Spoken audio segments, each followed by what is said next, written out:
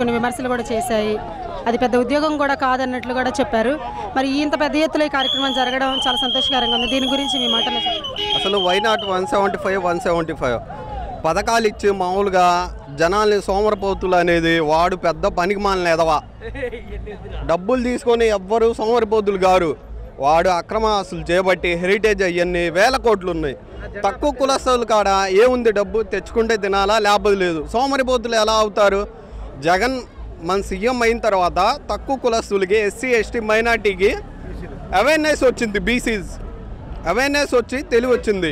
ఎలా బతకాలా, డోక్రాలకి ఆసరా, ఇవన్నీ అమ్మఒడి, ఇవన్నీ ఎలా అసలు కరెక్ట్గా నెక్స్ట్ కూడా 175 పక్కాగా. ఎంతమంది పవన్ కళ్యాణ్ చంద్రబాబు వచ్చినా కానీ జగన్ అన్న వెంట్రుకు కూడా పీకలేరు. ఇక్కడ పులివిందలు పిలిబిడ్డ ఉంది. వాలంటీర్ వ్యవస్థపై మీరు చాలా కార్యక్రమాలు చేశారు.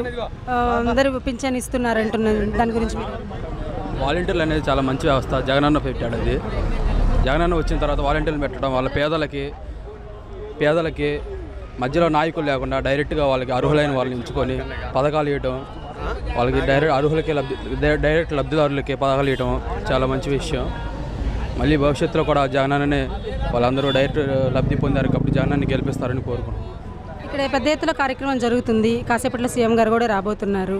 వాలంటీర్ల యొక్క సంతోషానికి అవధులు లేకుండా పోతున్నాయి అనడానికి ఒక నిదర్శనంలా ఉంది. దాని గురించి మీరు మీ మాటల్లో చెప్పండి. అవునండి, వాలంటీర్లు సంతోషం అవధులు లేవు. ఎందుకంటే అందరూ జగనన్న సైనికులమే. జగనన్న జీతాలు ఇచ్చినా ఇవ్వకపోయినా ఆయన కోసం మేము పనిచేస్తాం. మీరు వాలంటీరా? అవునండి. మీరు వాలంటీర్గా నగదు బహుమతులు ఏమైనా తీసుకున్నారా? మీరు అవునండి తీసుకున్నారు. సేవామిత్ర తీసుకున్నానండి. సేవామిత్ర. ఓకేనండి. రాబోయే ఎన్నికల్లో పవన్ కళ్యాణ్కి చంద్రబాబుకి ఏమైనా అవకాశం ఉందంటారా? లేదండి, ఖచ్చితంగా లేదండి. పవన్ కళ్యాణ్ కాదు, ఇంకో 100 మంది పవన్ కళ్యాణ్ కలిసి వచ్చినా జగనన్న ఎదుర్కోలేరు. ఆయన స్థాయి కూడా వీళ్ళు చేరుకోలేరు. మీకేమైనా తేడా కనిపించిందా? బాగుందండి, బాగుంది. నెక్స్ట్ సీఎం ఎవరవుతారు? చంద్రబాబుకి పవన్ కళ్యాణ్కి అవకాశం ఉందంటారా? సీఎం గారు ఈయన జగన్మోహన్ రెడ్డి గారే అవుతారు. వాలంటీర్ వ్యవస్థ మీకు అన్ని సదుపాయాలు అందిస్తుందా? అందిని మాకు డోక్రాలో మాకు 8,000 కాడికి అది మా రుణమాఫీ చేశారు. డబ్బులు వచ్చినాయి. మళ్ళీ 45 మంది డబ్బులు నాకు వచ్చినాయి. నేను ఇంత పేదదాన్ని ఈరోజు నేను ఇట్లా ఉన్నానంటే ఆయన పుణ్యమే.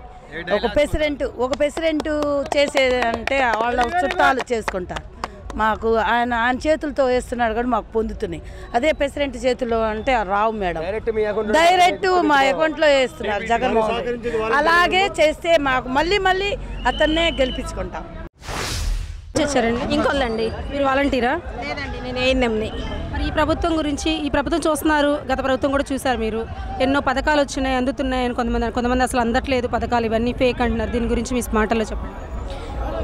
జనాలు అనేవాళ్ళు ఎవరికి నచ్చినట్టు వాళ్ళు మాట్లాడతారండి. తీసుకునే వాళ్ళు కూడా తీసుకోవట్లేదు అన్నట్టు మాట్లాడతారు. వాళ్ళ మనస్తత్వానికి అయితే తెలుసు జగన్ గారు ఇస్తున్నారా లేదా అనేది, ఎవరు ఎంత తీసుకుంది అనేది వాళ్ళకు బాగా తెలుసు. ఇప్పుడు ఈ సచివాలయాలు పెట్టాక ఒకేసారి 1,50,000 ఉద్యోగాలు ఇచ్చారు. ఇలాంటిది ఎప్పుడూ జరగలేదు. ఫస్ట్ టైం ఈ ప్రభుత్వంలో జరిగింది. ఈ ప్రభుత్వంలో ఇవి ఇచ్చినా ఇవ్వకపోయినా మేము ఎప్పుడూ జగన్ కల్లే ఉంటాము. వాలంటీర్లు ఖచ్చితంగా నిజంగా పనిచేస్తున్నారు అంటారా? చేస్తున్నారండి, వాళ్ళు చాలా కష్టపడుతున్నారు. వాళ్ళు లేకపోతే ఇప్పుడు ఈ పథకాలన్నీ సాధ్యమయ్యాయి కాదు. థ్యాంక్ యూ సో మచ్ అండి.